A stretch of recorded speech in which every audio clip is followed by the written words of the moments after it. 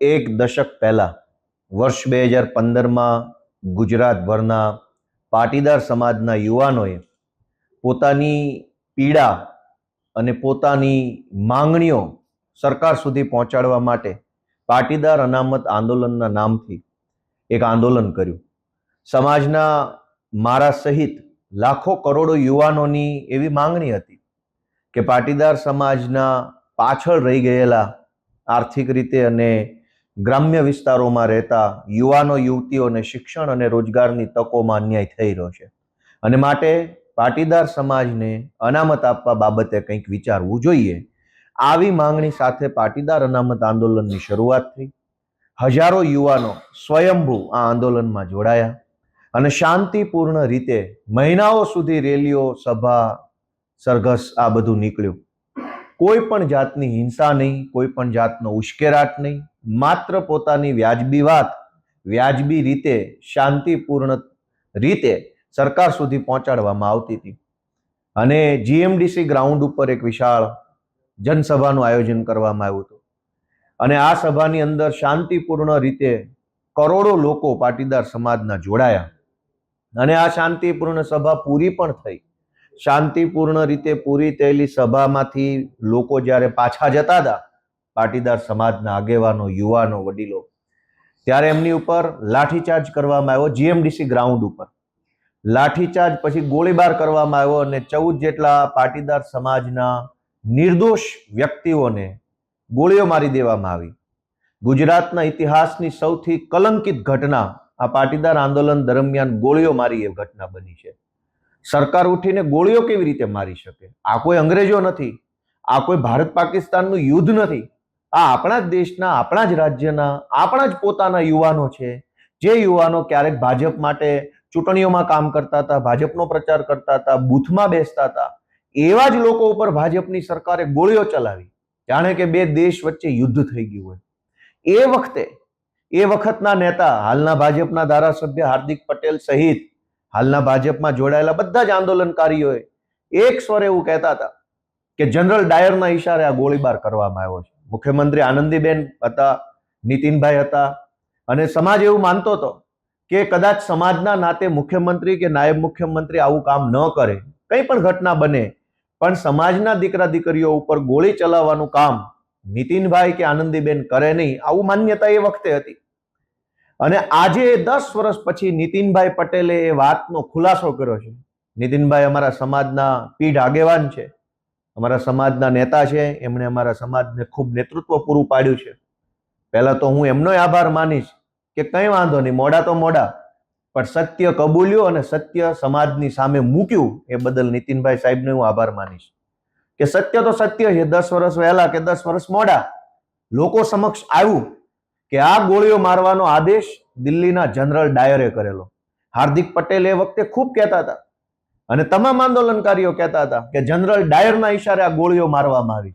આ જનરલ ડાયર કોણ? 10 વર્ષે હજુ પાટીદાર સમાજને અને ગુજરાતને આનો જવાબ કેમ નથી મળ્યો? નીતિનભાઈ પટેલ પાસે આજે જવાબ નથી, આનંદીબેન પટેલ પાસે જવાબ નથી કે જનરલ ડાયર કોણ? કયા જનરલ ડાયરે પટેલના દીકરા ઉપર ગોળીઓ ચલાવવાનો આદેશ આપ્યો? હું આજે આખા ગુજરાતના પટેલ સમાજને વિનંતી કરું છું કે આ જનરલ ડાયરને ઓળખો. એ વખતે મુખ્યમંત્રીને ખબર નહીં, નાયબ મુખ્યમંત્રીને ખબર નહીં, ગૃહમંત્રીને કદાચ ખબર નહીં, તો મુખ્યમંત્રીની જાણ બહાર પોલીસ ઇન્સ્પેક્ટર કે એસપી કે આઈજીની હિંમત છે ગોળીઓ ચલાવવાની? તો એનો અર્થ એમ થયો કે પટેલ સમાજના મતના આધારે બનેલી ભાજપની સરકારમાં રહેલા એક જનરલ ડાયરે પટેલો ઉપર ગોળીઓ ચલાવવાનો આદેશ આપ્યો. આ જનરલ ડાયરને સજા કોણ આપશે? આ જનરલ ડાયરને કોણ પકડશે? આ સવાલ આજે પટેલોના મનમાં છે, એક પીડા છે. મારા જેવા અનેક યુવાનો આજે જે ભાજપ સામે લડે છે, એના મનમાં એક ઊંડી આઘાતની લાગણી છે. અમને હજુ દુઃખ થાય છે કે ક્યારે ન્યાય મળશે, ક્યારે જનરલ ડાયરને અમે તે સજા કરાવીશું. આજે અનેક યુવાનો એ પોતે એક મનની અંદર એક આક્રોશ લઈને ફરે છે. અને જો સમાજની માંગણી વ્યાજબી હતી, સમાજનો મુદ્દો વ્યાજબી હતો, તો સરકારે એ વાત માનવી તો પડી જ.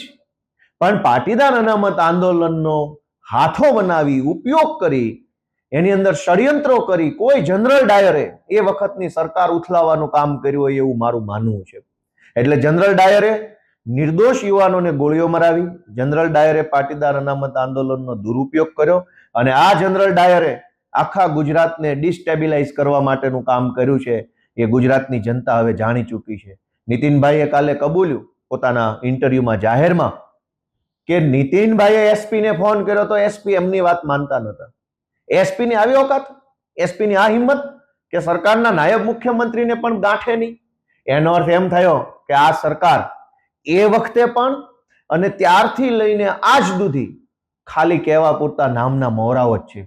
જો નાયબ મુખ્યમંત્રીઓને ખબર ના હોય ને ગોળીઓ છૂટતી હોય, જાણે કે યુદ્ધ થઈ ગયું હોય એમ તોપું ને ટેન્કુ ફૂટતી હોય, તો મુખ્યમંત્રી નાયબ મુખ્યમંત્રી શું કામના? અને હું માનું છું કે 2015માં જ નહીં, આજે ગુજરાતની પરિસ્થિતિ એ છે કે સરકારમાં બેઠેલા માણસો તો ખાલી નામના છે. અસલી સરકાર તો જનરલ ડાયર ચલાવે. આ જનરલ ડાયર આજે પણ ગુજરાતની સરકારમાં હસ્તક્ષેપ કરે છે. ગુજરાતના ટ્રાન્સફર, પોસ્ટિંગ, મોટા મોટા નિર્ણયો, પ્રોજેક્ટની વાતો, બધી બાબતોની અંદર જનરલ ડાયર ઇન્ટરફિયર્સ કરે છે.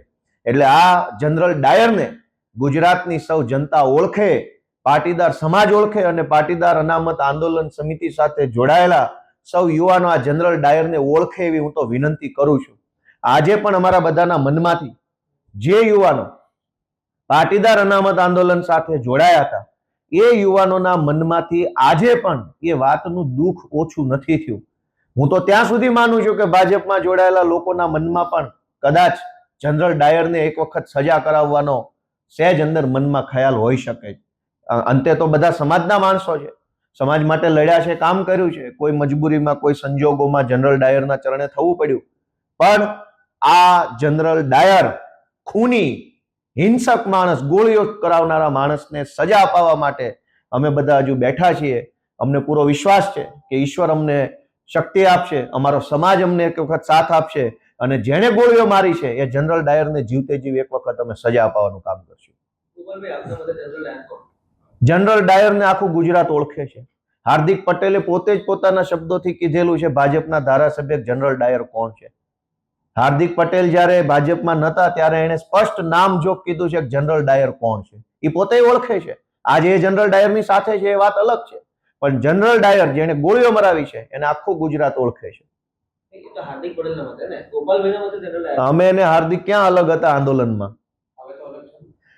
વાત તો ત્યારની છે. જનરલ ડાયર આજે છે અહીંયા ગુજરાતમાં જ છે.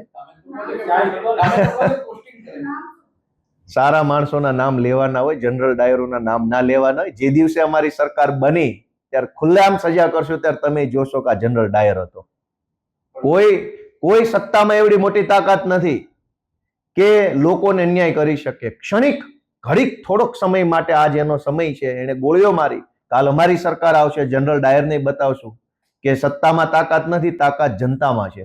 જનતા અમને આશીર્વાદ આપશે, અમારો સમાજ, અમારો પટેલ સમાજ અમને આશીર્વાદ આપે તે દિવસે જનરલ ડાયરને અમે સીધો કરશું.